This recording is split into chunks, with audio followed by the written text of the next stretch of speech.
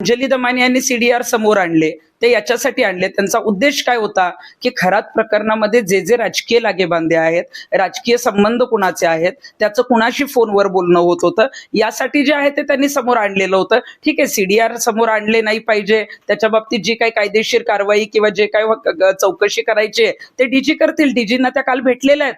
परंतु अंजली दमानी आज कशा दोषी आहेत?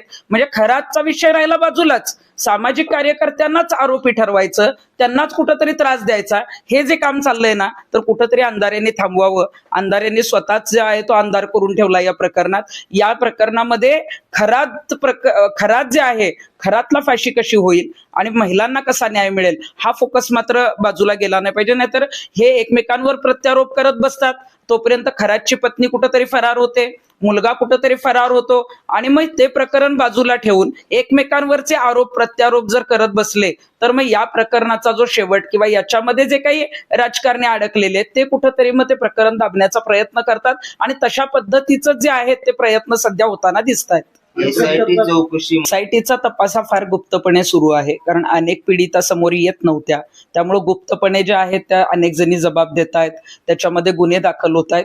परंतु मग एसआयटीने जे आहे ते खरातच्या प्रकरणामध्ये, खरातची पत्नी अनेक ठिकाणी दोषी आहे, अनेक जमिनींच्या व्यवहारामध्ये जी आहे ती पार्टिसिपेट आहे, मग तिच्याकडे वॉच ठेवणं गरजेचं होतं. ती फरार झालीच कशी? म्हणून मला आपल्याला सांगायचं की हे प्रकरण जेव्हा आमच्याकडे सुद्धा सुरुवातीला आलं तेव्हा नाशिक पोलिसांकडे ते पेनड्राईव्ह घेऊन जायला लोक तयार नव्हते. याचं कारणच हे होतं की नाशिक पोलिसांवरच जो आहे तो या लोकांचा विश्वास नव्हता. याच्या आधी सुद्धा नाशिक पोलिसांकडून अनेक प्रकरणं जी आहेत ती दाबण्यात आली, खरातला पाठीशी घालण्यात आलं, खरातवर कुठलेही गुन्हे दाखल झाले नाहीत. आणि आता एसआयटीचा तपास जरी सुरू असला, अनेक पीडितांचे जबाब जरी सुरू असले, तरी याच्यामधले जे प्रमुख मोहरे आहेत तेच जर, म्हणजे अगदी त्यांची जी बायको आहे तीच जर पळून जात असेल, ती अटकपूर्व जामिनासाठी अर्ज करत असेल, तर मग नेमकं पोलीस गुप्तपणे काम करतंय काय? तुम्ही इतरांची चौकशी करताय, तशीच जर त्यांची जी पत्नी आहे, जी त्याच्यामध्ये इन्व्हॉल्व आहे, जी सगळ्यात महत्वाचा जो आहे तो दुवा आहे, तिच्याकडून भरपूर माहिती जी आहे